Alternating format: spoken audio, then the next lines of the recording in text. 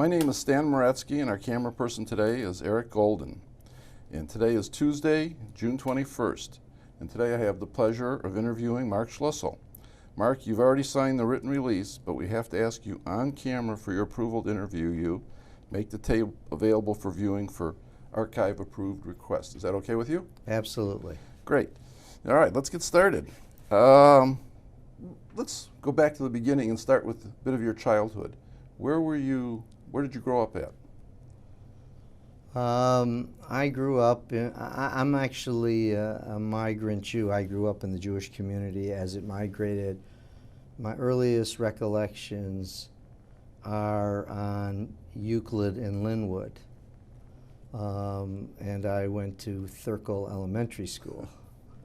And there we davened in Young Israel, which my father was the founder, may he rest in peace, that was located on Claremont. And we used to, it was in a hall, I think it was a Workman's Circle Hall or one of the others, I don't remember. We had services downstairs. Claremont and Linwood? In Linwood, yeah. Yeah. It was, I remember the building very well, and there were other services being held there. And so those were my earliest recollections, was that neighborhood, the neighborhood around Thurkel Elementary School. And on Euclid, we lived in a duplex. And I remember the family named Reimers were the other tenants and owners of the building, and we were their tenants. And I remember in, I guess it was probably 1945, 46, when my father brought home the first car that I recall after the war. And he finally had an automobile at that point in time. We, it was kind of my grand uncle and aunt lived on Boston Boulevard. And interestingly, my mother was brought to this country by a Baron aunt and uncle. His name was Chaim Dorman, and her name was Rose Dorman. They actually were first cousins, and they married, I believe, in Boston, and they emigrated to Detroit. And he was kind of a Damon Runyon character in many ways. He was the first person I ever saw with a tattoo. He had a tattoo on his inner arm, and he was a Kohen, which was really clearly, and Jewish law prohibits tattoos, but and especially for the priestly class. And he was a relatively observant man. I mean, they kept kosher. They didn't keep, they drove on Shabbat, but he was quite an interesting fellow, and he had owned a haberdashery store in Hamtramck, and had become very successful and retired at the age of, I think, 35, and after that he dabbled, but he dabbled in real estate and other ventures in the stock market, and they traveled to Europe, and they were to bring my mother's older sister to America, and by a quirk of fate she refused, as I know the story, and my mother, who was younger, in her early teens, or actually probably 10 or 11, I didn't have as much of a voice, so she was chosen. She's probably the only immigrant that came across on the Queen Mary, and not in steerage in many ways, because they were quite wealthy at the time, but she was then severed from her nuclear family, never ever to see them again. They were all annihilated in the Holocaust, except for save one brother who came to the United States from Belgium in the 50s. On my father's side, interestingly, my grandfather came to this country, I think almost a decade before he brought the family over, and he established himself in Detroit in the junk business, and he brought over his wife and 3 sons. My father was the eldest of 3, and I have a picture of them that sits in my home today. where they have payas, and but they were in sailor suits, and they came to this country, and interestingly, they all achieved a great deal. My father became a lawyer, and he taught as his extracurricular, because he graduated law school in 1929. He couldn't have picked a worse year to try and make a living. He taught at the United Hebrew Schools, and he taught there for many years, decades as a matter of fact. And after he prospered in the practice, he so loved his teaching career, he continued it. He continued teaching at the United Hebrew Schools for decades. His next oldest brother went to medical school and achieved distinction. He worked for the VA system and ended up becoming the Associate Dean of Northwestern's Medical School.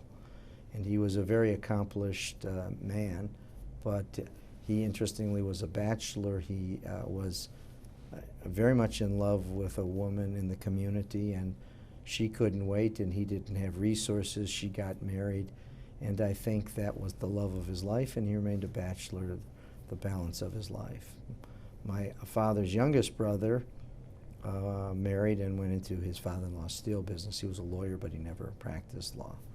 So it was a very interesting family relationship. My uncle, the physician, was irreligious, and my father was observant. And in our family household, there were cataclysmic and great debates about religion, especially around holiday time when my Uncle Morris would come back.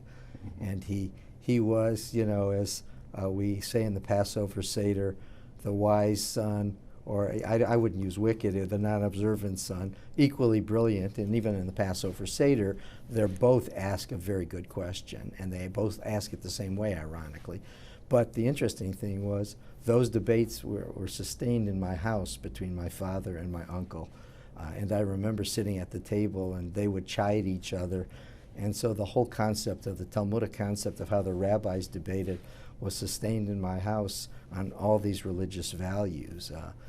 And he would question the religious values. He would question, and my father would come back, who was a very, actually very liberal, but very learned, and they would have these great debates about Jewish life and the history of the Jewish people. So that's the environment in which I grew up, was this religious Zionistic home. My father was a leader in the religious Zionist movement. He was a founder of the Mizrahi movement, and a founder of Young Israel, and a founder of Bar Ilan University. So for him, the concept of religion and Zionism were integrated into one totality. And he had very little respect for the members of the community who rejected Israel and rejected the concept, waiting for a messianic experience as the only way to reclaim the land of Israel.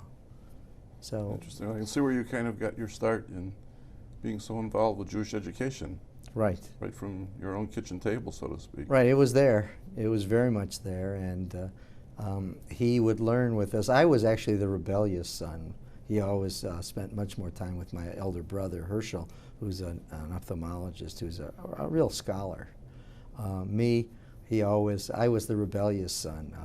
In many ways, I still have a recollection of my wearing these chartreuse pants and colorful shirts, and he thought that I was totally a wayward son, never to achieve anything. He was pulling his hair out with my rebellious nature.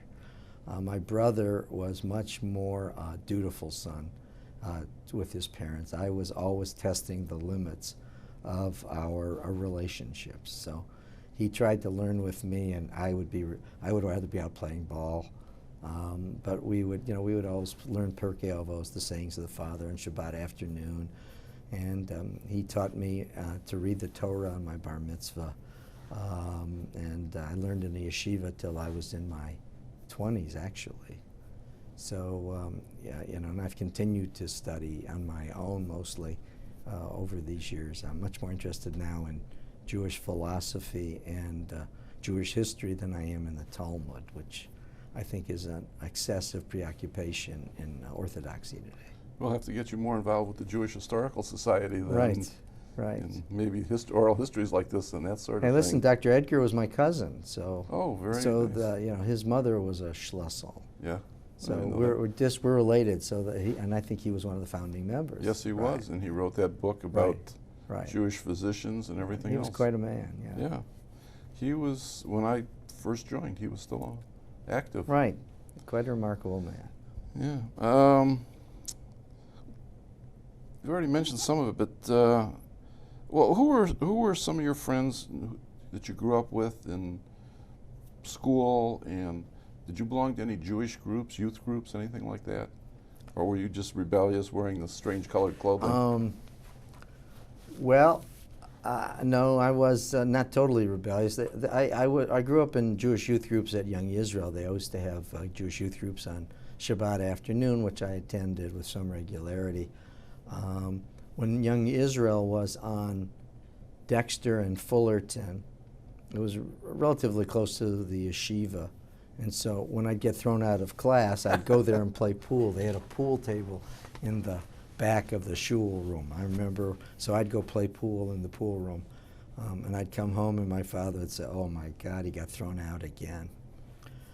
So, you know, I was always questioning, I guess, at a level that was not acceptable. But I had two groups of friends, interestingly. I had a group of secular friends because my father did not want me to go to day school at yeshiva at the time. Because of their virulent anti-Zionism, he felt that it was not an environment that he wanted his children in. So I went to afternoon school there. Yeshiva Beth Yehuda. Yeshiva Beth Yehuda, but I did not go to day school. So I went to public school. And interestingly, most of my friends that I grew up with in the religious community have either made aliyah or moved away. There was the Samuel Prero, Zecher Tzadik Levracha, who was the rabbi at the time. His son Aaron and I were very good friends. He moved to Israel. Yudi Gelman, also a very good friend, he moved to Israel.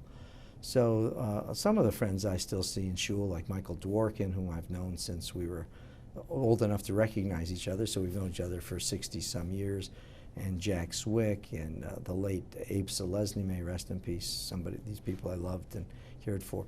And I've maintained my relationships with them. And my secular friends, interestingly, there were three with whom I was close. We started a club when we left AZA. We had a rebellion, again, which I led. I'm always, I guess I'm a kachlafel, that's all. What AZA chapter were you in? I think Mendelssohn. Oh, okay. All right, and then we decided to form the Princetons. We thought the AZA wasn't for us. And we formed this club, and we had pretty jackets and stuff, and we played in basketball leagues. And out of that group, there were 4 of us who were at Mumford High School, and I have maintained a friendship with all of them for all of these over 50 years. And one of them, Roger Stewart, who's a physician in Florida, our relationship is so close, we talk almost every day, literally. So our friendship has sustained itself over these years, and we go off and play golf together, and we visit together, but we talk literally every day. I call him to say hello, he calls to say hello. If we miss a day or two, it's a rare thing. So I have my friends, and he lives in Florida. One of them is, all the other 3 are physicians. One's a physician in Los Angeles, and one, Howard Molitz, and one's a physician in Houston, Stuart Rosenthal. So it's interesting. Molitz, who divorced his first wife, married a non-Jewish girl who converted, and she is such a remarkable lady. She's now principal of a Hebrew day school, and quite frankly, the religious anchor in their house. In fact, she called me. She had just gone to Israel for the first time, and she met my son on the plane back from Israel, but I see them all the time because I have a son living in Los Angeles. She said, "I have to talk to you about Israel. It was the greatest experience of my life," and it's very excited. So I've maintained very close relationships with those folks, whereas the group that I grew up with in the religious community, they kind of left the country, and my relationship with them became attenuated. When was your first trip to Israel? Talk about you mentioning Israel like that. My first trip to Israel was my father-in-law took his entire family.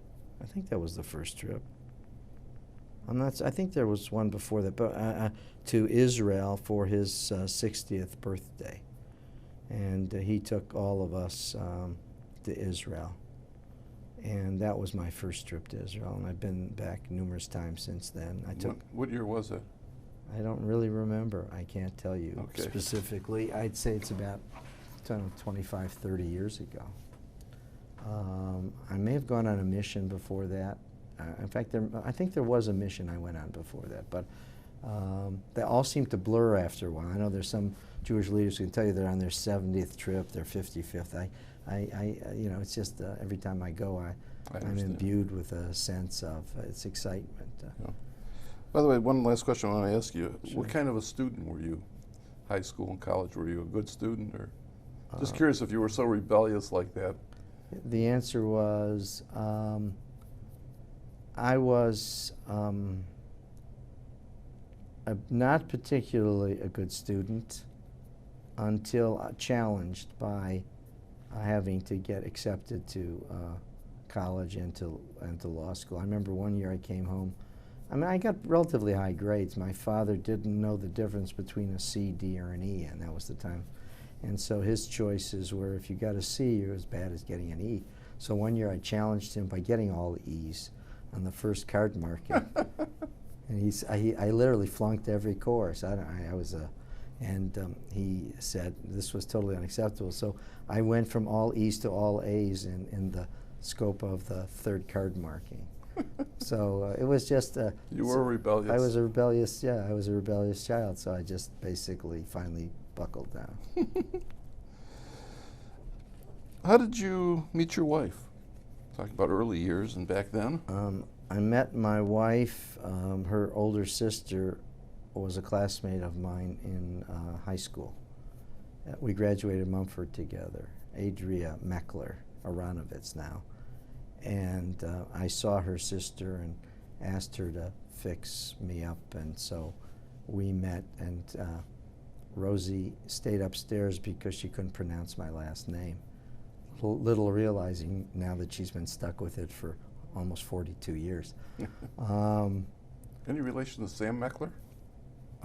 No, Sam Meckler was not related to my father-in-law, was Irv Meckler. My father-in-law came from Cleveland, and they were not related. Sam had the daughter, who, Raina Meckler Laredo.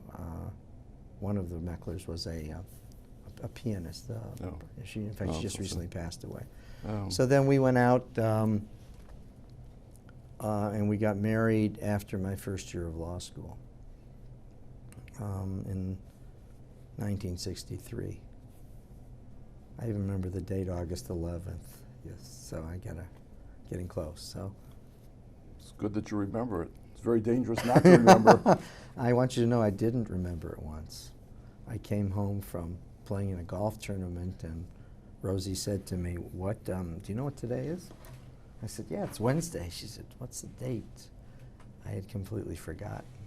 I only did that once. Bet that cost you a bundle. Oh, it was a very.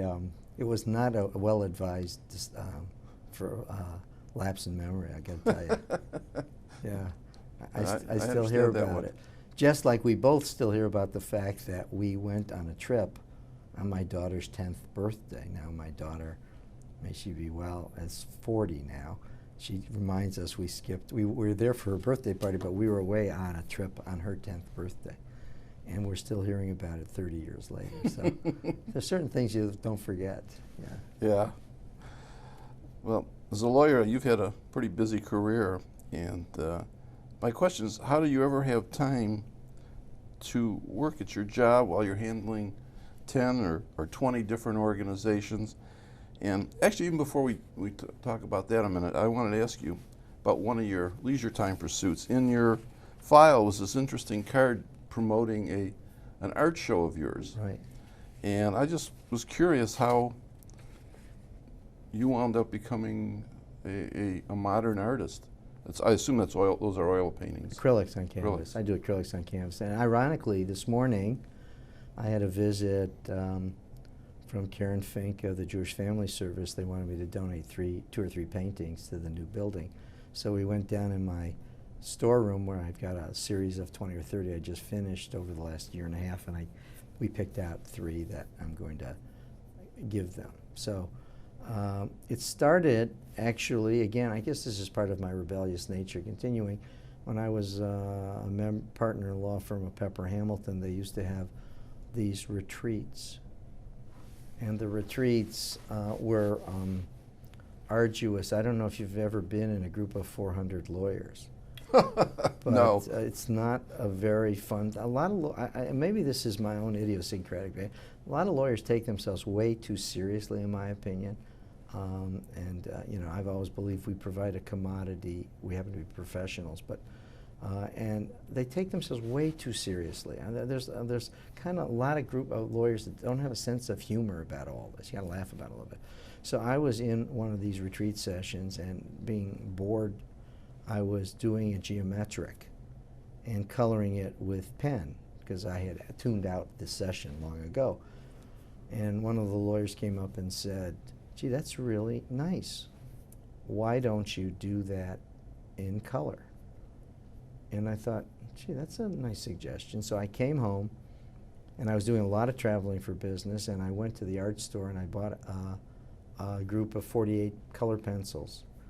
And at the time, I liked to do geometrics because I think I was creating what I thought and not what I felt. My pieces are now very much more abstract, although I'm kind of melded, but the pieces were kind of very rigid and very precise. So I would sometimes, if you looked at when I worked down, I have a studio on a lower level, and when I was doing the papers, the pencil stuff, you could see a sheet of paper that had mathematical formulas. And you'd wonder what it's doing, because I wanted to be so precise. If it was 2.6 inches here, it was going to be 2.6 inches here, and every square was going to be perfect. And so I started coloring them, and I used to do that when I had these long trips. I used to take short pieces of paper, and I never liked to really work on the plane, and I loved to do this on the plane. You know, if I was going out to California, I could work on pieces. And from there, I one day decided, well, I need to try and go and get beyond these pencil pieces. So I called Bob Aronson, who is an extraordinary printmaker. You know, he's a brilliant artist. Really, I was not aware of that. Bob is a trained artist. His degree is from art school. Oh, he's a phenomenal artist. I mean, he does these wonderful print works, and he works on them on the weekends. Yeah, if you go up to his office, you'll see a few of them. They're, I mean, outstanding pieces of work. So I called him and I said, "What do I do?" He said, "Don't get a lesson." He said, "The last thing you want to do is to have somebody else tell you what you should be creating. Just go have fun, Mark." And he really kind of encouraged me to do it. So I went out and bought some acrylic paints, and I bought some small canvases. And I started towards my career, my Jackson Pollock career, where I'd start throwing paint on and doing this kind of work. And eventually, I had a one-man show. And it was really, you know, I understand it was one of the toughest things I've ever done, because you're really hanging out there. I kept thinking, I had these 30 pieces in this Uslack gallery in Pontiac, and I kept saying, "You must be out of your mind, Schlussel. These people are walking in here, they're being nice to you, and then they're walking out and saying, 'Did you see that garbage he's got on the wall as art?'" You know, I kept thinking about it. You know, you really feel exposed. I mean, there's just no other way to say it. And Well, your personality's oh, hanging it's on hanging the wall. out there. But I sold 10 pieces, and some of them for 4 figures and above. So Wow. yeah, so it was kind of a nice experience. I'll tell you something anecdotally about it. It's about how we have perceptions of people. We always think, you know, we're very politically correct. When I worked at Pepper Hamilton, there was a partner in the firm who was a gay man, a very, very fine person. And he never connected with me. He thought I was the ultimate hard-driving, uninteresting, heterosexual male, just interested in making deals. So one day he walks into my office, and he looks up, and he said, "Oh, I like those 2 pieces. Where did you buy them?" And I said to him, well, I didn't buy them. I painted them. And he said, no. I asked you, Mark, where did you buy them? I said, no, I didn't buy them. I painted them. Take a look at the bottom. That's my name on them. And he went, you painted those? And I said, uh-huh. And from that point on, he had a change of attitude because he now saw me in a different light. And he came to my show on the opening night with his partner, and they spent an hour and a half, and they asked me about certain pieces. It was a delightful, and we became friends after that. But the icebreaker was his all of a sudden, his perception that what he wanted to believe I wasn't exactly what I was in terms of the work. So I love the artwork. I'm working on a piece now. I'm experimenting with a piece. I just bought a beautiful piece of art, and I'm trying to see if I can emulate a Kalman Shemi that I got. Yeah. So it's really quite an extraordinary experience. So I'm working downstairs and fooling around with a piece that kind of melds my desire to be rigid and my desire to be free.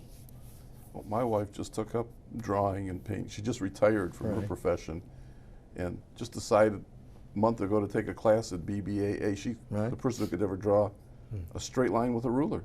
And she's doing it. I'm actually shocked at what she's created. And I'm pretty knowledgeable about art. And to see her doing this and saying, my God, she's actually doing it. I can understand now how people sometimes feel about you, or when they see things like this. It's wonderful because it's a total change. It clears the mind. And as I said, with your artwork hanging on the wall, it's like your personality hanging there. Plus, it's also something you leave for posterity. I mean, you know, when God, I hope I live a long life, but my children and grandchildren will have these things that I've actually created that's different than... And this tape, too. Right, and obviously, and this tape, too. That's kind of nice.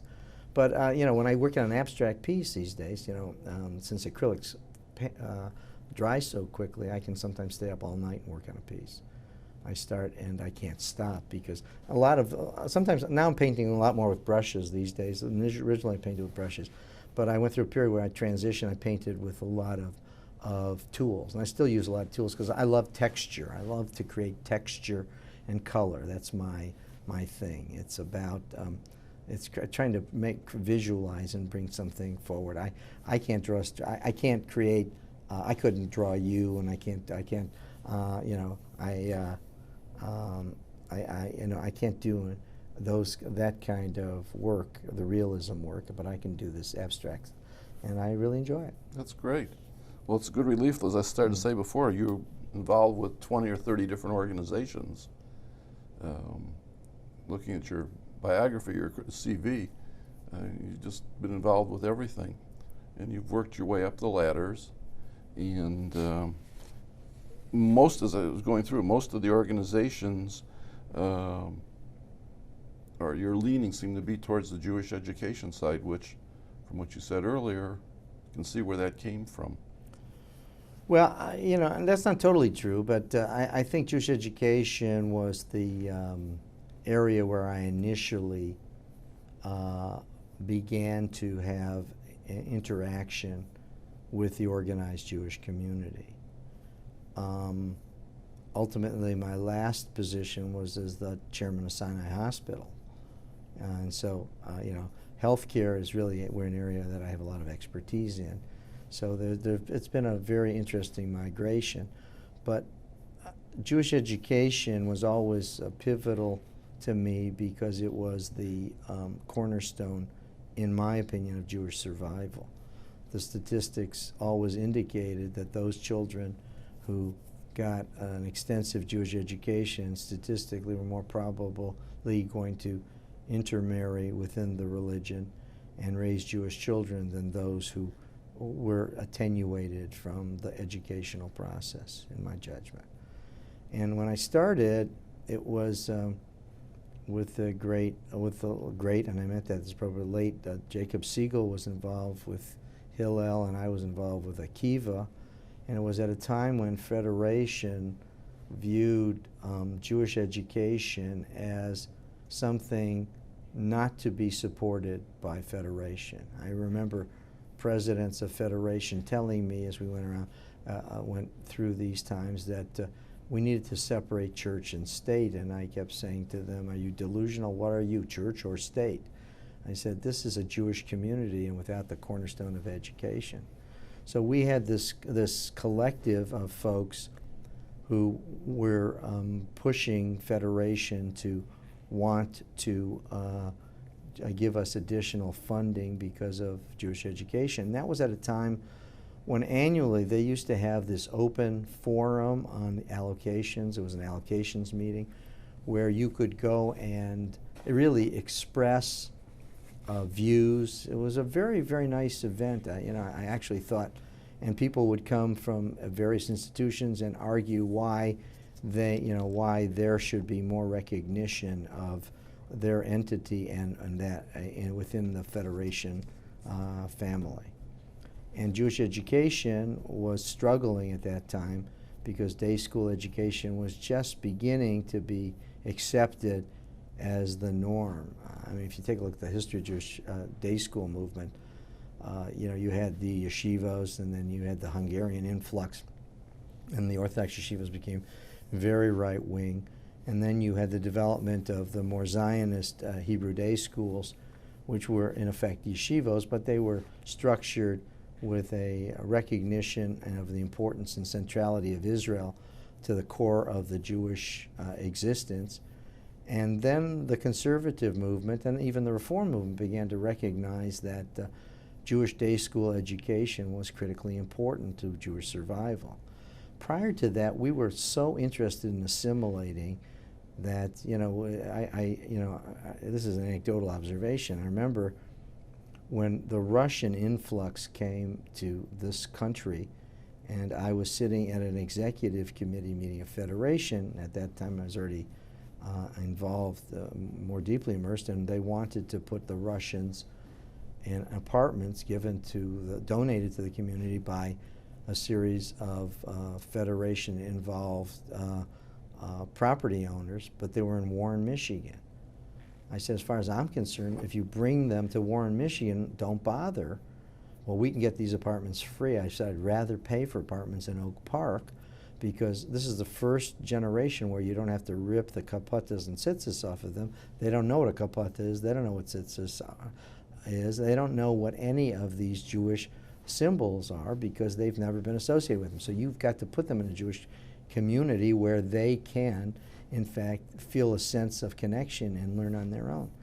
And interestingly, what I always loved about Federation is if you made a cogent argument, people in this organization have a high degree of respect for each other, and they judge you on your ideas, not on who you are. And I've always been very respectful of that. And they thought that was exactly an accurate statement, and they rejected the apartments in Warren, and they accepted only apartments within the Jewish community. So you could always make a difference in the process. So I think that there was, that's one of the things I've never been, and this is totally anecdotal, at a Federation meeting where I have experienced an individual making a personal attack on somebody because they differed in their views. There were always strong disagreements on philosophy and ideas, but those were healthy. That's almost Talmudic in its expression. But the idea that there was going to be a personal attack, you, Stan Moretsky, I think you're a terrible person because I disagree with you, never happened. And I always marveled at the discipline and respect people had for each other's ideas in the process. And though we fought hard about Jewish education, it was important, and people began to recognize that Jewish education was of singular importance. And I guess the leadership of Federation decided they'd rather have me in the tent than outside the tent. And I won't use the appropriate expression that comes with that. Well, apparently so, because you're the first Orthodox-oriented Jew to be president of the Federation here. Yes. And that's a very interesting... I actually understand I'm the first Orthodox Jew to be president of any major federation in the United States, because there was always a perception that Federation was much more a closed environment for those people who were affluent in the country club set and more attenuated from the Orthodox community. Orthodoxy was going one way, and the balance of the Jewish community was going another way. Not that that's changed, to be frank with you, except there are many more Orthodox Jews now involved in Federation, because I think that what's happening is the Orthodox community is becoming much more integrated into Federation, and a lot of people who are more secularly inclined are much more attenuated from any of their connections with the Jewish community. But it's true. I marvel that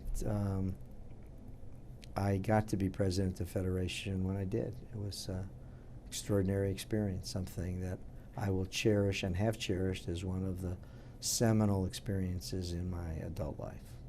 Well, you worked your way up the ladder, and who were the people who were mentoring you along the way? One thing I've learned, I've talked to several of the past presidents of Federation, everyone had 2 or 3 people who saw the strength and the leadership skills in that person to guide them up that ladder. Mm-hmm. Well, you know, you'd have to look at people like Bill Berman, Joel Tauber, who's just a little bit older than I am, with whom I built relationships and looked to for leadership. Mike Zeltzer, who was a past president of Federation and frankly a member of my law firm at the time. Those were people whose guidance I thought I sought and received in the process of developing my career in Federation. But I always was kind of an outsider-insider in Federation. And maybe that's an emotional comment, but I always perceived myself because of the fact that a lot of the social interaction that was developed at the country club and other places. And since I was Shomer Shabbat, on Friday nights I never went out, and on Saturday nights from May until October, Shabbat ended, I think, by breakfast on Sunday, so I didn't go out. So you lost you know, a lot of that connection. And very frankly, and I guess this is a very honest statement, when you keep kosher, it's very hard for other people to invite you to their home, because it is an added burden on them in terms of their style of how they cook and prepare food. So we kind of, I always felt we were kind of the Federation leader who came from a very different perspective and viewpoint. And I think that my predecessors, Connie Giles and Joel Tauber in particular, are to be commended that they judged me on my abilities versus on my social contacts in the world in which they lived. So I, you know, from my vantage point, it was a surprise. But I always took Federation work very seriously, because I think the Jewish community is in this country is unique, and we need to cherish it, and we need to build it in an appropriate way. And I think Federation was the one organization which, going back to the secular church-state argument, that could interface with Orthodox, conservative, and Reform Jews because of its secular structure. Because this idea of identifying religiously was not necessary as it might have been in other entities. Like if you have the Orthodox who don't want to recognize the conservative and Reform synagogues and temples, all of those kinds of attitudes never permeated in a Federation world. Well, is the Orthodox community still very separated or somewhat separated from the Reform Conservative? Instead of being a bunch of different camps, it's like the Orthodox and the rest. Is it still like that? Yeah, and I think you have the Orthodox and the rest because one of my deeply held convictions on that is that you have a profound change in the Jewish community. The conservative movement, in my opinion, is the movement in this country that is most buffeted by the changes because it has adopted a theology which is not ingrained in its membership. If you were to take the average conservative congregant and the average Reform congregant in our town, their basic religious practices are not very different from one another. And therefore, in the conservative movement, and I'll go to the other part of your question, sure. If you take a look at the three movements in Judaism, putting Jewish humanism aside, in the Reform movement, there is synergy between the clergy and the members in terms of their theology. They practice the same and they believe the same. Kashrut is not a abiding requirement in Reform Judaism, and in most instances, neither the rabbis nor the congregants observe kashrut. Shabbat is not a requirement.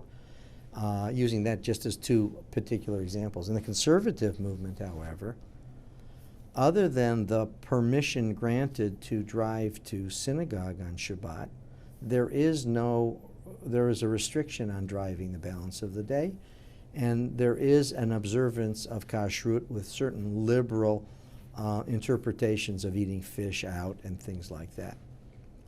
Yet, if you looked at the congregants, you would not find many who adhere to conservative philosophy and theology at that point. I mean, I would ask the question, almost rhetorically, how many members of any of our conservative congregations drive to shul on Shabbat morning and then drive home, put the car away, and observe Shabbat the rest of the day as if it was one of the restrictions to use their car, use their phone, use all of these mechanical equipment? The answer is the number would be almost minuscule or non-existent. So that movement's being buffeted.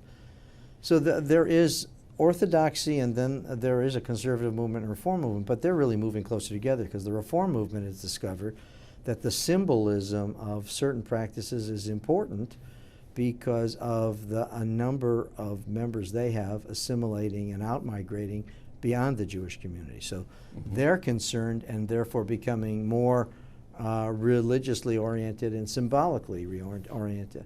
The conservative movement is finding that if they don't change the more rigorous forms of their practice, they're going to lose their members.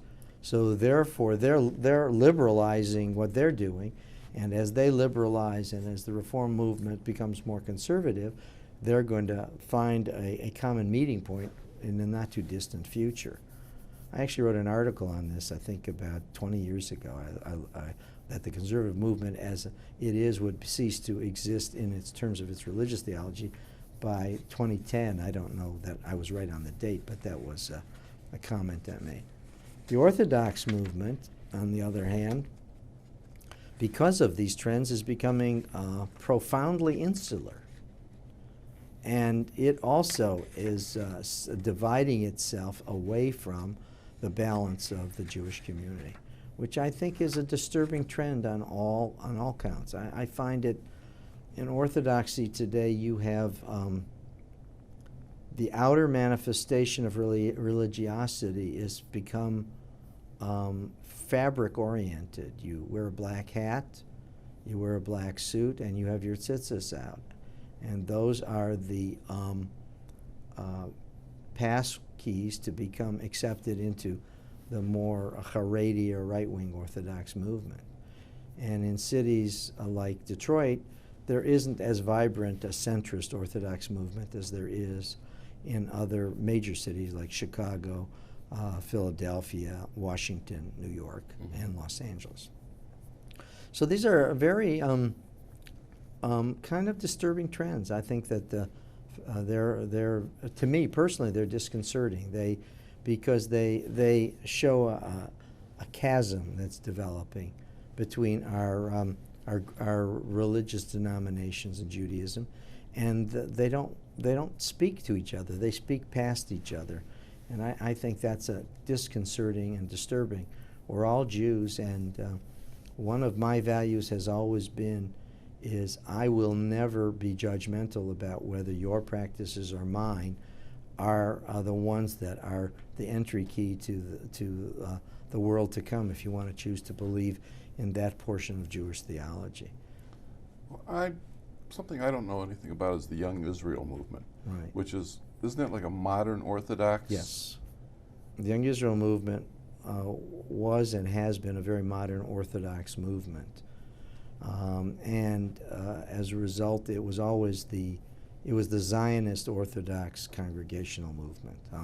The people in Young Israel, like my father, who was the founder of Young Israel in Detroit, he was the first president, were people who believed in the concept of Torah derech eretz. That means the pursuit of scholarship within the framework of a secular world, and that you can live both kinds of worlds and be a traditional Jew. And the Young Israel movement has, in fact, been the proponent of that for decades. The problem is many of the rabbis that are available now in the Orthodox movement are far more to the right theologically than their congregants, and the Young Israel movement is attracting rabbis who are less flexible in terms of the Orthodox community, in terms of the liberalism of the rabbinate in previous generations of Young Israel. I remember Young Israel rabbis who would dance with their wives at social parties. Now we have gotten to the point where you go to certain weddings and there's a separation of mechitza down the dance floor. So never the twain shall meet. I always ask the question I always find it fascinating that I'm here at a wedding which is celebrating the union of a man and a woman into one committed being to each other, and we are doing it through this method of separation. And the rabbinic interpretation is one that I have a hard time adjusting to, and that is that we're basically, the male species is basically bad, and therefore we need to build all these walls of protection so that we can be pure in our thoughts and actions. So I have some issues with it. Yeah, I can understand that one.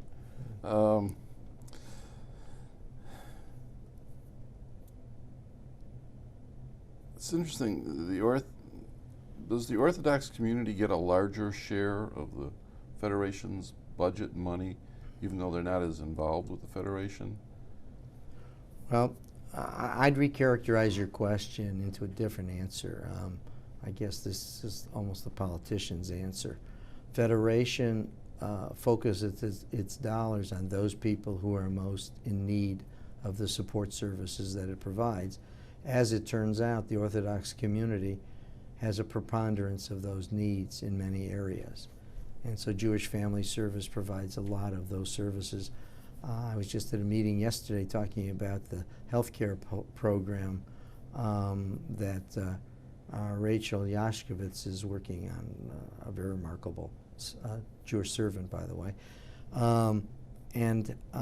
That program, there are a number of families in the Orthodox community that have a significant number of children, and they have meager income. The fathers dedicate themselves mostly to learning Torah, and in their worldview, this is the critical, preeminent role, and therefore there is a focus of dollars to support them in the way of the social services.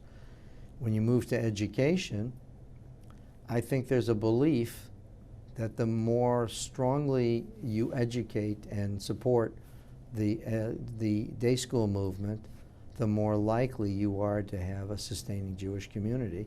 And since the preponderance of kids that go to the day school movement are Orthodox, the answer is yes, it's getting a preponderance of those dollars. Okay. Any particular incidences or comments that you got when you were president about being Orthodox versus the rest? I know you say there never any name calling or anything in the board or in the involvement, the people who are involved, but just somewhere out and around as you were doing your job, were there any comments, or was that just people just accepted it? Well, I don't. The only thing that I got feedback on was when early in my tenure as president, I made the decision that we, the Jewish community, should acquire B'nai Moshe and ensure that it stayed in the Jewish community, and then sold it on a very sweetheart deal to Yeshiva Beth Yehuda for its girls' school. That was referred to behind my back by many of my predecessors as Schlussel's folly. Although a couple of those presidents have come to me in years since and said, you were right on that issue and we were wrong, because it was the linchpin that ensured the vitality of Oak Park, Huntington Woods, and Southfield. I mean, we have a very interesting dynamic in Detroit that is something that is not really gotten the national recognition that it should have gotten, and that is through the loan program and through the acquisition of the yeshiva, the B'nai Moshe for the yeshiva, and Beth Shalom expanding its synagogue and the building of the kollel. You have reverse flight, something that's never happened. We've had a tradition in the Jewish community of fleeing from the African American community, and this has been, I think, the views of our liberalism have come to bear in a very positive way too. That's what you were on the board, or one of the founders of. I've always called it the North Oak Park Project, but I know it has another name. Yeah, you know what? I'm running a blank for what we called it too. The Neighborhood Project. Right. That's what it was called. Marion Friedman. Right. It was an extraordinary program, but you know, giving people the impetus to buy homes. But you also have a free exchange now. Now you have African Americans buying from Jews, and you have Jews buying from African Americans. It's the healthy kind of approach. And if you went into the eastern part of Southfield, starting at the 10-mile road, a Greenfield quadrant, and moved to 10-mile road in Southfield, there's been a substantial influx of young Jewish families into that area that have just made it a very vital and viable Jewish community. And this is, again, a federation activity that should be getting major kudos for the vision of the leadership of Federation, most of whom don't live in the area. I mean, I'm probably I am the only president that lives in, or past president lives in that area. You have a vice president of the Federation, Gary Torgo, who lives in that area. But other than the two of us, I can't think of anybody else who lives in that area. So, but the vision of supporting the programs came from everybody. Detroit's community is very unusual. It's like a barbell. You've got one end in West Bloomfield, the other end in Oak Park, Huntington Woods, Right. and just like a cylinder running between them. Right. Northwestern Highway. And Orchard Lake, it's very interesting. I've never seen it anywhere else, but the whoever came up with the idea and started that project, the neighborhood project, I think it was brilliant, because at that time I was living in Huntington Woods, and I know how it helped Right. my area and everything else. So and my synagogue, Beth Shalom, over there. Right. So I know that it's. I've watched it all these years. Well, I think the project had, you know, every successful project in Detroit has many fathers, as they said. It's only the failures who are orphans. But Rabbi Groner played a pivotal role in the neighborhood project in many ways, both in his support and conceptualization of parts of it, and also because many of his congregants were important in Federation in politicking to make sure it got done. So He, amongst all the clergy, deserves the kudos for what happened with the neighborhood project, quite frankly. But the other interesting thing about that program that I think is phenomenal is there was never a default. To my knowledge, there was never a default. Every person who borrowed money paid it back. That's awesome. So that tells you how successful it was and the integrity with which these people took the resources, used them properly, and returned them to the community. So, You can take a break here yeah, while I change the tape. why don't we do that? Okay.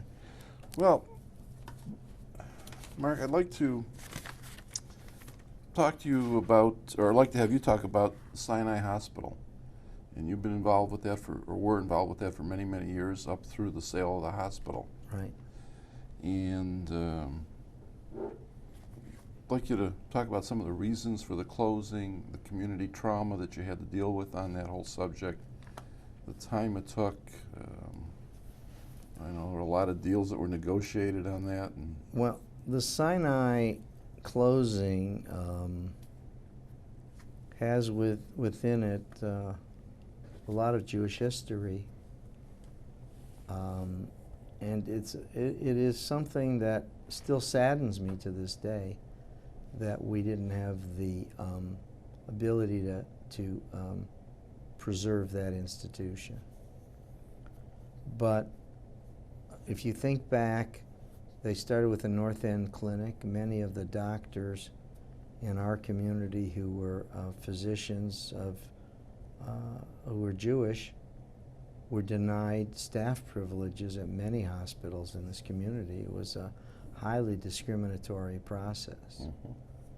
And as a result of that, there was a need to develop a separate institution, and the will of the leadership of the Jewish community came to bear.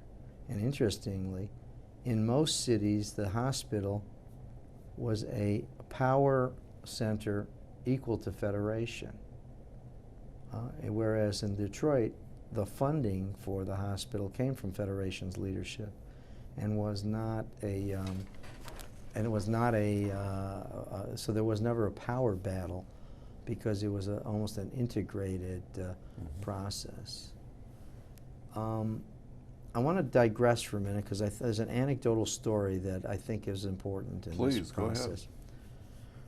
Early in my presidency of Federation, I called, there was a lawsuit pending by a nursing home on Maple Road, whose name escapes me right now, which was an attempt to thwart the right for the Jewish Home for the Aged to get a certificate of need. And this will dovetail into the Sinai, because it tells you the power of the changing demographic. But I'd like to tell the story now. And then please, go ahead. And I called the CEO of Beaumont Hospital, who owned a significant piece, and asked him to come to a meeting with me to discuss their dismissing the lawsuit. And so I went to the meeting with him, and we met actually at the Jewish Home on 7 Mile Road at the time. And I said to him, almost pleading, that we need to have you dismiss that lawsuit. You're hurting indigent or basically poor Jewish folks who need a nursing home environment, and I'd really request that you dismiss it. And his response was, I don't see any compelling business reason why I should do that, and therefore I'm not. So then I said, well, I'm going to give you an idea of what I think might be a compelling reason. I've called the Jewish News, and I've looked, your census is about 20% Jewish these days, and you're building a facility on Orchard Lake Road. And from my vantage point, I think what you're doing is destructive, hurtful to the Jewish community, and anti-Semitic. And I'm going to have a press conference with the Jewish News, and that's going to be the byline of my presentation. He said, are you threatening me? I said, no, I'm telling you.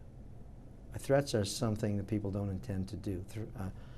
Telling somebody something is just forewarning you that that's going to be a consequence. And we'll see whether the Jewish community will follow its Federation leadership once this story breaks or won't. And he said to me, after mulling this for about a minute or a minute and a half, he said, "How much time do I have to get rid of that lawsuit?" I said, "Well, the Jewish news has already gone to press, so it'll be next week." He said, "Where are you going?" I said, "Back to my office." So I went back to my office, and within an hour and a half, I received a phone call from their attorneys asking where we could deliver the dismissal order. So I tell you that story because of two things. First of all, I got my courage to do that from watching, with great respect, actually, the African American community assert its rights without fear. You know, I was always an anomaly. I said, I'm an Orthodox president, but I don't have a shtetl mentality. I basically think that we need to assert our rights as Jews without fear that, you know, the Shah's still. You know, there's always this whisper. The Jews were always saying, whispering, like, "Aunt Jenny's got cancer." You know, nobody could say it out loud, and the same things we always felt if we go along, we'll get along. And this was a perfect example of being assertive in a way that was good for the community. The lawsuit was dismissed, the objections went away, and ultimately the Maple Drake facilities were built.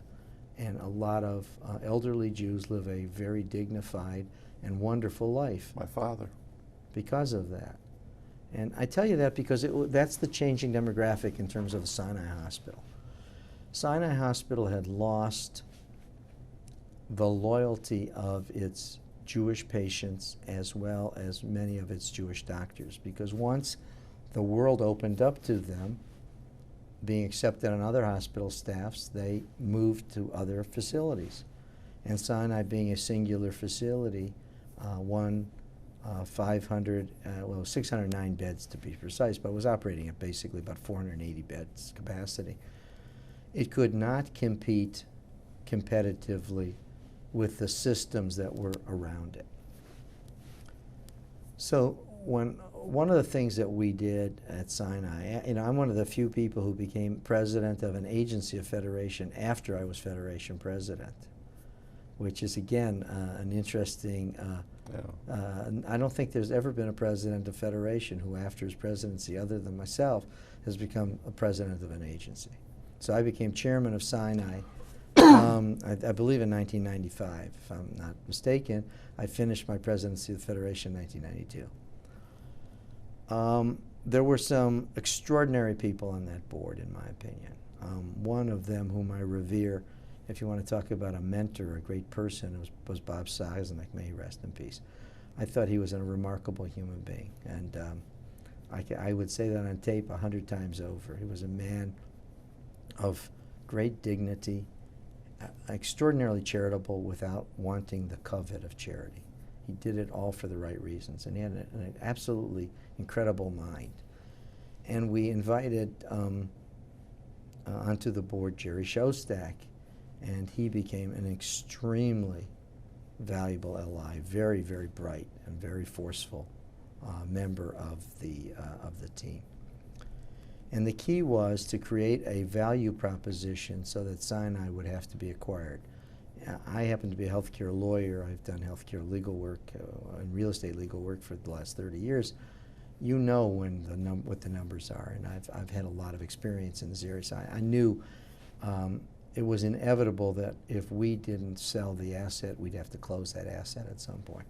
From a Jewish community point of view, the tragedy of it is Sinai Hospital made us bigger than we are. It added a sense of power. It was geometric in its power. Because the Federation was a community of nursing homes, of a hospital, a highly regarded hospital with very fine physicians. And when we had to contract, we lost something of that nucleus and of that power base, in my judgment, in terms of the perception of the Gentile or general community. So this was not a moment of joy. This was a moment of singular sadness on my part. I still feel saddened by it, but there were circumstances that dictated the decision had to be made, right, and had to be made in an appropriate way. So my predecessor brought in the Hunter Group, and we worked with them And I said to them, can we keep this place propped up with very good numbers for a couple of years if we do the restructuring? The answer was yes. And what happened was that I believe the Detroit Medical Center presumed that Grace Hospital was going to be very viable and Sinai was going to shrink and disappear. Well, as it turned out, the reverse happened. We started becoming very profitable. The year before the merger, we made, I think, about $12 million, and they lost a comparable amount of money, I believe. And so it became an imperative that one of those two hospitals had to go for the other to survive. We began negotiations with 3 or 4 groups, a for-profit group and 2 not-for-profits.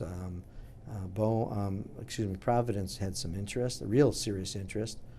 A for-profit had some serious interest, and the DMC had some serious interest. The state of Michigan made it very clear to us, and I won't go into on tape how, that their chosen acquirer was the DMC, because their fear was the DMC has so much infrastructure and medical costs associated with it, they didn't want another competitor in that area. So we were informed in very circuitous ways by the Attorney General's office is if we sold to a for-profit, we would be sued, and they would tie us up in court for 2 years, whether they said we would succeed ultimately or not. So prudence dictated that that wasn't going to be the choice. So we embarked upon this negotiation with the Detroit Medical Center, which led to a successful conclusion, and the 2 people I've mentioned, Bob Sosnick and Jerry Shostak, were instrumental and pivotal, along with the CEO, Phil Shaingold, in making this happen. And so the 4 of us basically pushed through this transaction. And the miracle is, the progeny of that is the Jewish Fund, which is the fund that now houses roughly $60 million, the asset of the Jewish community that we need to helps actually support Federation almost as a support, and is a support foundation. There's an interesting anecdotal story about that too, and I won't mention a lot of names other than Max Fisher. The way the deal was structured, Sinai Hospital had a Sinai Healthcare Foundation that really had control of the hospital board. We had a concern that those dollars would, if sent that way, would be utilized by the Healthcare Foundation, not in the way that the Jewish community as a collective might use them. So we needed to get all of the Healthcare Foundation appointee board members to vote in favor of disassociating, in effect, to get the money into the Jewish community. So there was one vote that was critically needed, and I called Max Fisher, and as is typical, he was the unsung hero. He went and got a commitment and called and said, we have the commitment. And when I called the vote, there was shock around the table that the votes went the way they did.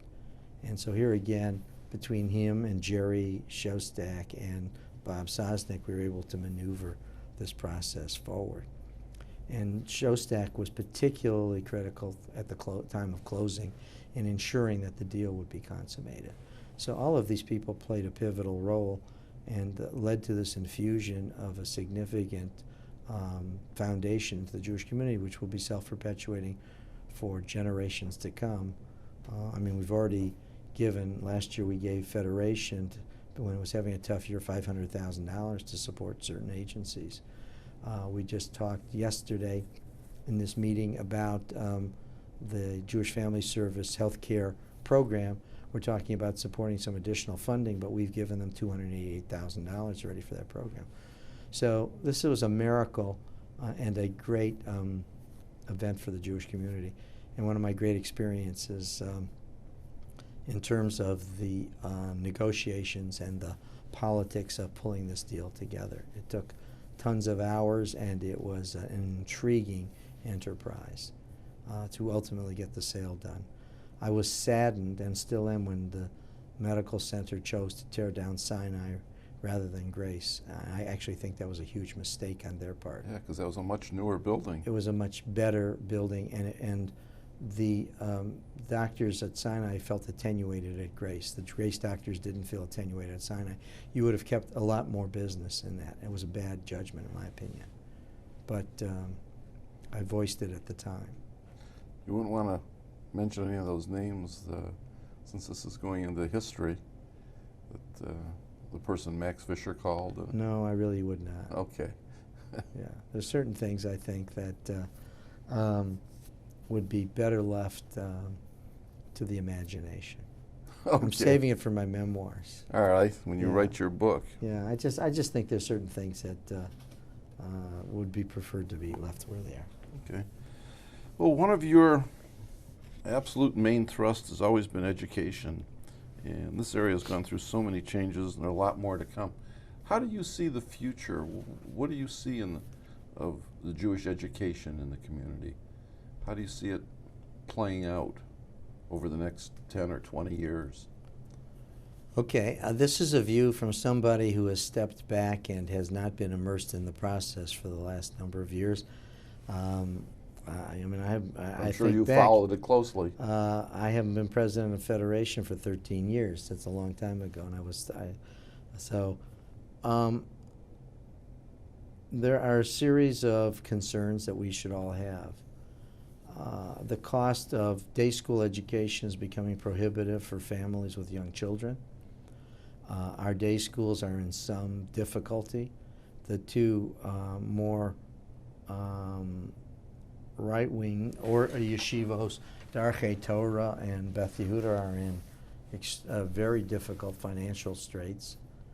They've lost, Beth Yehuda's lost a number of its patrons, like particularly Marvin Berlin, of blessed memory, and Hannah Carbel, and so there's some trouble there. Hillel has become very expensive and therefore more elitist than, because the common person can't really afford it, although they have a very wonderful tuition scholarship program that I think is going to help in some way. The afternoon school education in this community does not provide much education. You know, when United Hebrew Schools, when it was at its prime, it had 5,500 kids, and they went almost 10 hours a week. They were getting what might be today day school education and produced some very highly Judaically educated students. Today, for a kid to go to Sunday school for 2 hours on Sunday and expect to know anything about their religion is just not realistic. Kids have dancing and tennis and golf and all sort of, and in fact, I'm going to two of my granddaughter's dance recitals tonight at 7. So I know about all this. There are the joys of grandparenthood, but they're spread all over. They've got all these other activities. So the day school movement is really proven to be the anchor of Jewish continuity. The afternoon school, which is really a Sunday school movement, has not. And I see that as a significant problem. But I don't know that how it's correctable, because the momentum has swung to so many other outside activities that kids are not going to, nor are their parents going to tolerate an afternoon Jewish education of 3 to 4 days a week.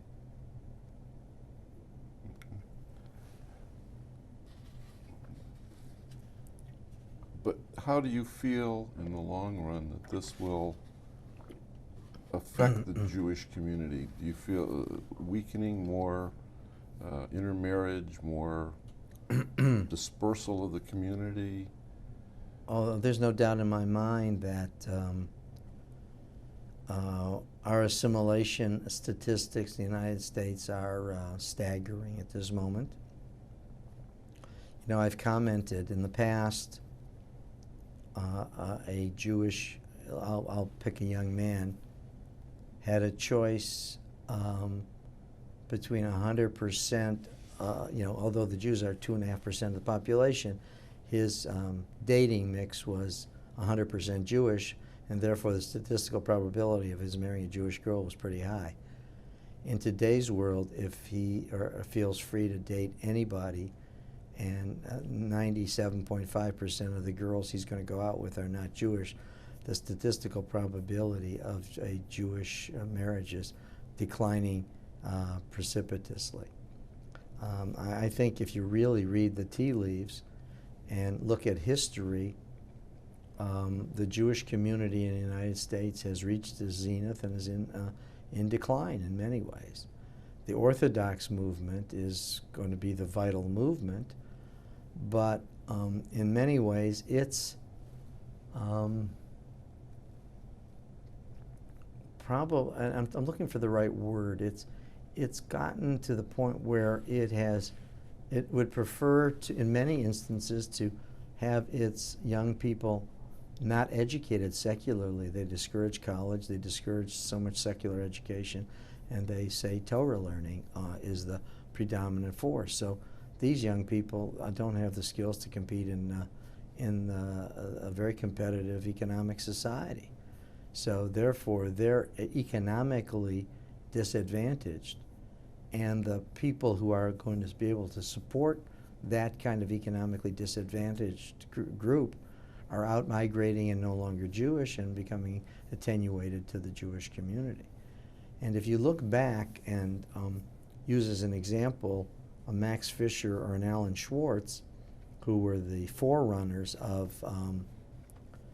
breaking down the barriers in the secular community in terms of charitable organizations.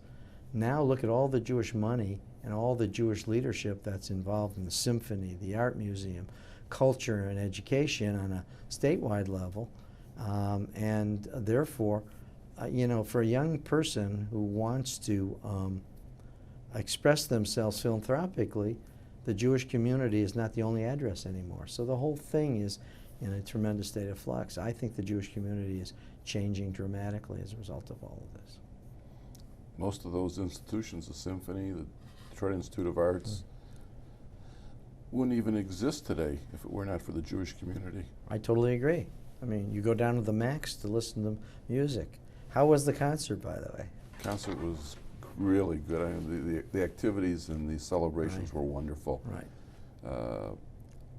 The music was just kind of all of the encores he'd played over all the years. It wasn't kind of a mixed program. Right.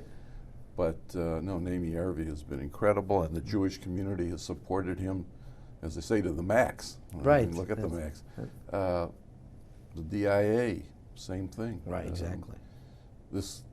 Most of the cultural institutions in this community would not exist were it not for the Jewish community. And yet they still put an awesome amount of money into our community as a whole. Right. But it needs as to be assimilation more. occurs, Yeah. and the grandchildren of some of these folks are no longer affiliated with the Jewish community, the desire to support this community is going to diminish. Mm-hmm. And so we have an interesting set of challenges in front of us, in my judgment. And I think that recognizing this is a declining community is going to be one of them. Well, I know for myself, it was being a member of BBYO, the B'nai B'rith Youth Organization, and AZA is what really brought me into the Jewish community.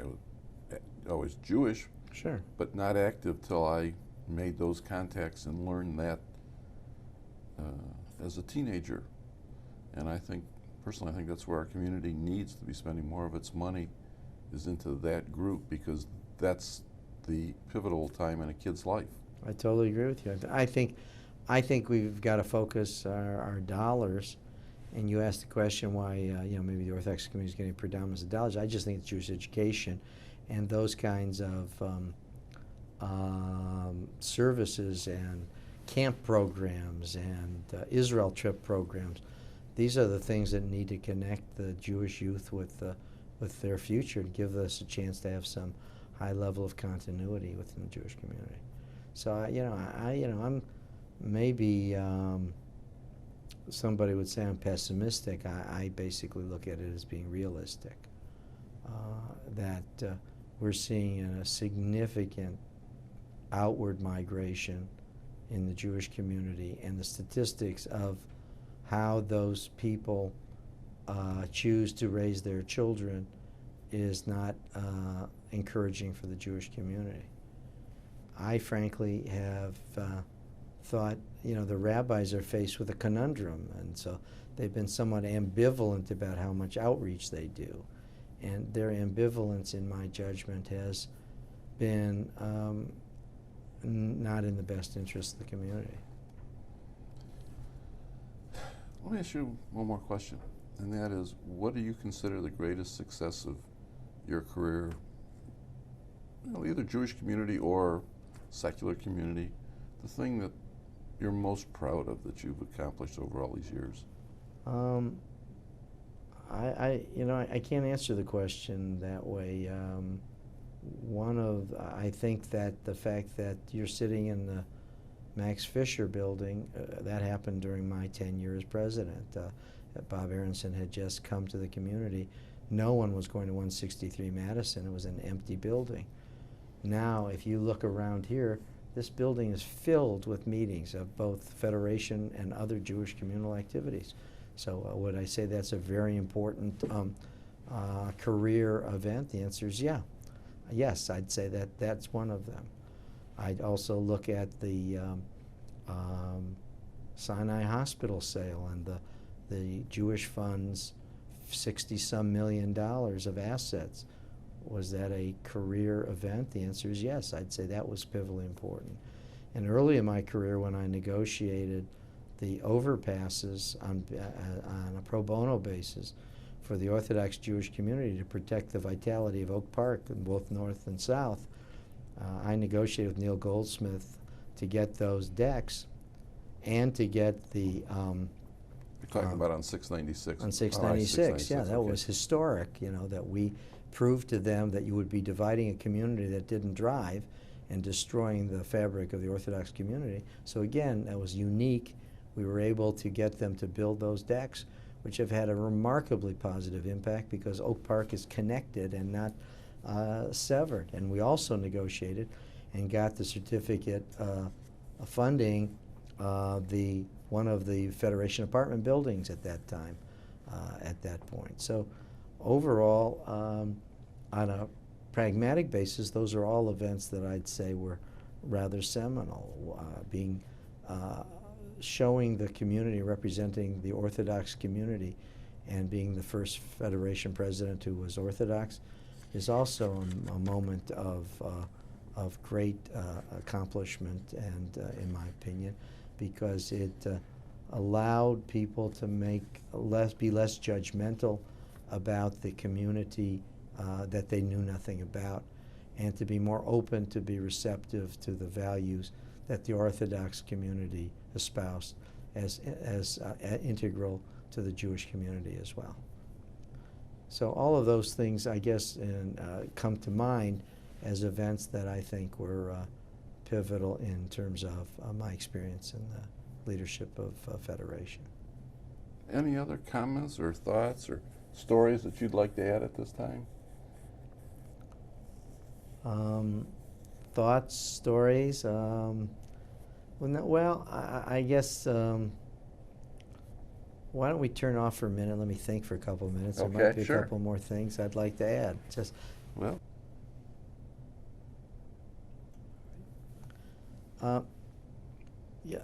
One of the experiences I had before I became president of Federation was I became president of JESNA, Jewish Education Service of North America.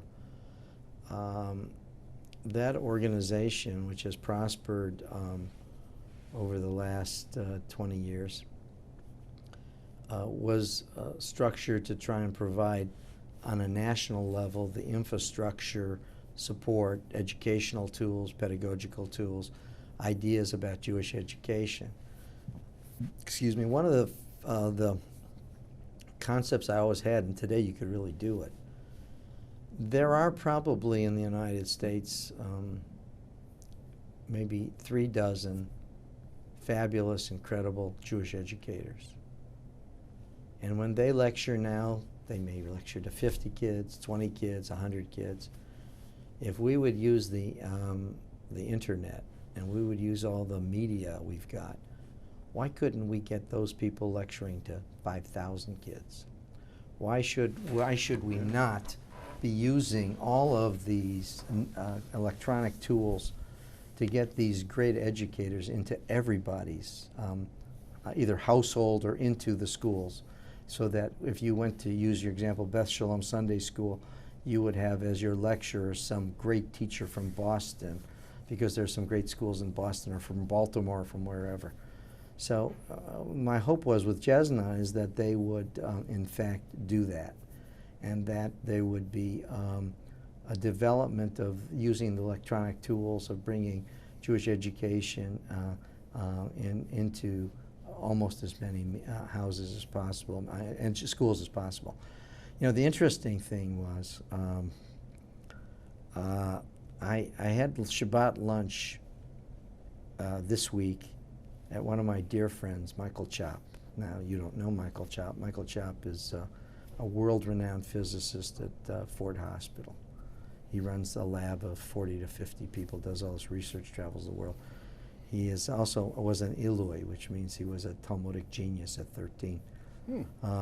He's a very amazing guy. But we were talking about our yeshiva days at lunch, because there were 3 or 4 of us, and we all commented that each of us used to get hit on the knuckles by the Rebbe. Okay, we're all commenting about getting whacked. Yes. And how these guys were Talmudic geniuses, but pedagogical midgets. I mean, if there ever was a way not to teach, is, you know, I didn't like coming home having my hand hurting.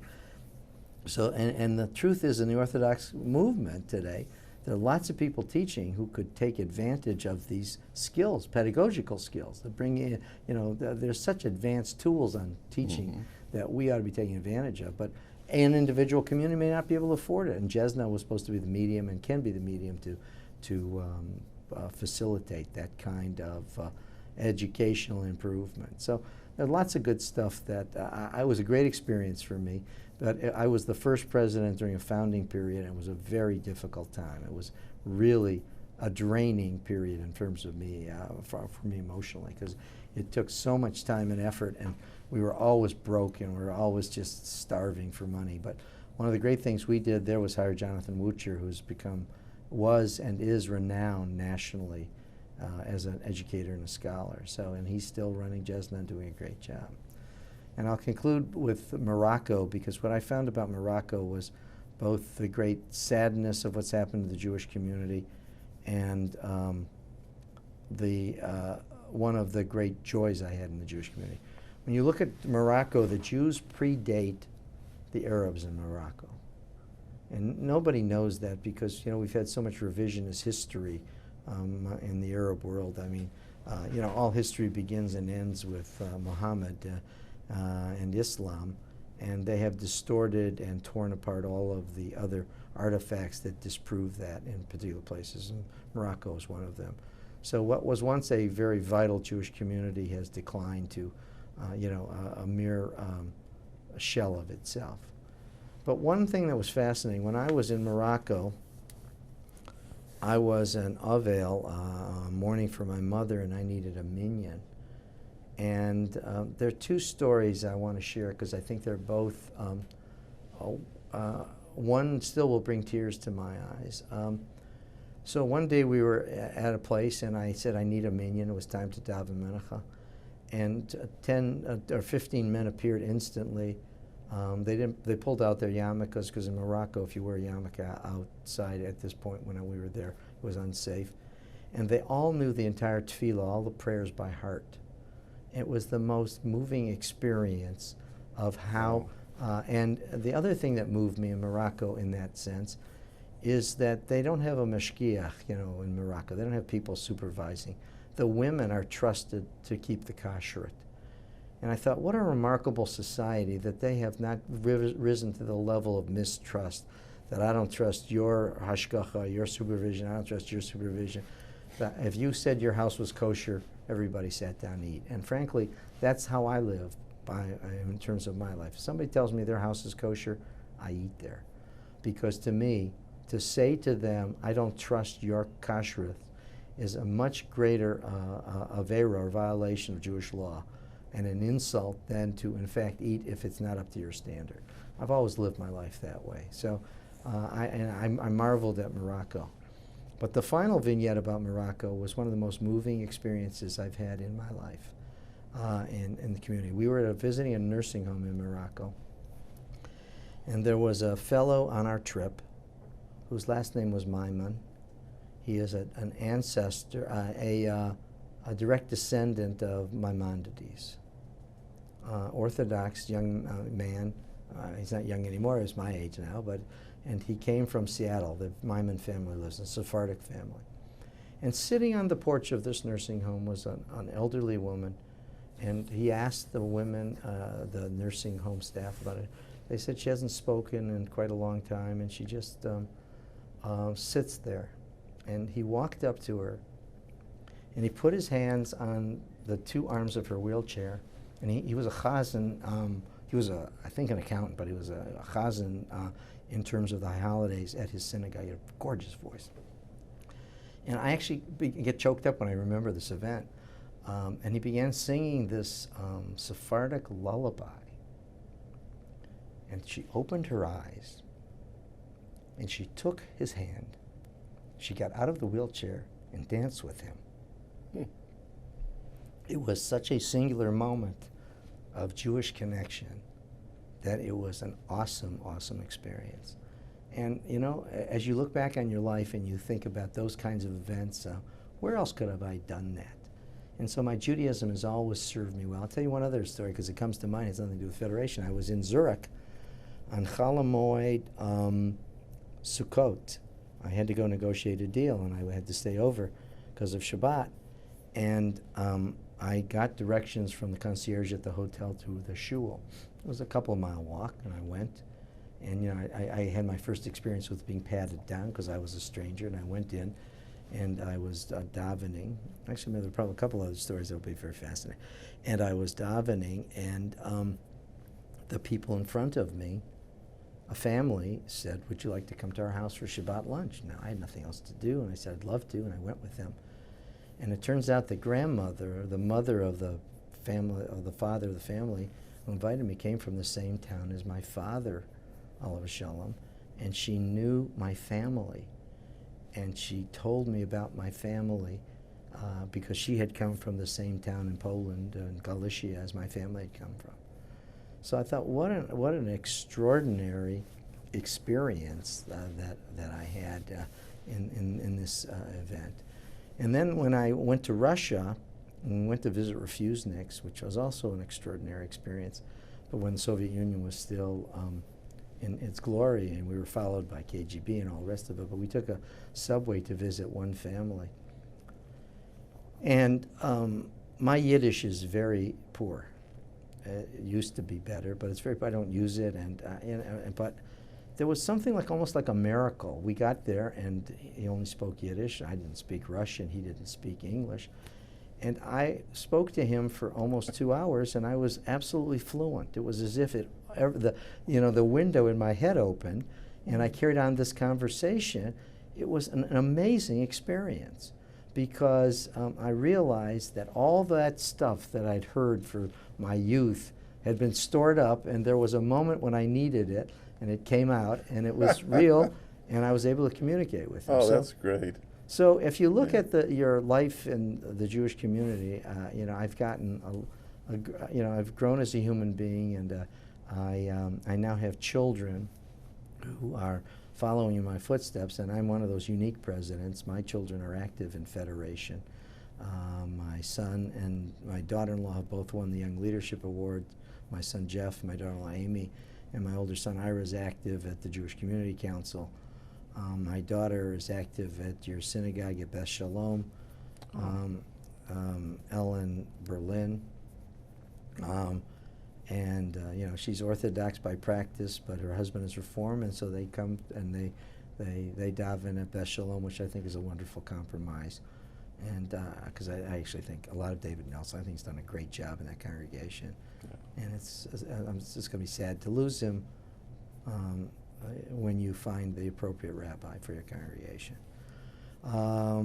So all these experiences, and the fact when you see your children participating at that level, and when I went to shul on Shavuot and my grandson led Adon Olam, I know that I'm having a very full life filled with, as they say, Yiddish nachas, and so this has been a wonderful ride in terms of my life experiences. Very good. Well, thank you very much. We truly appreciate your allowing us to interview you today. And I know when your grandchildren and great-grandchildren have a chance to view this tape, it'll mean a lot to them. Well, So they're thank terrific you. because of my wife. She's the one that, I always joke about the fact my wife came from Shari Tzedek, and so I said, when I married her, she's a Balat Tshuva now. She's Orthodox, and she's the rigorous religious one in our house, and always chastising me about my defections. Well, no defections here. Thanks. I enjoyed this you. very much. Excellent.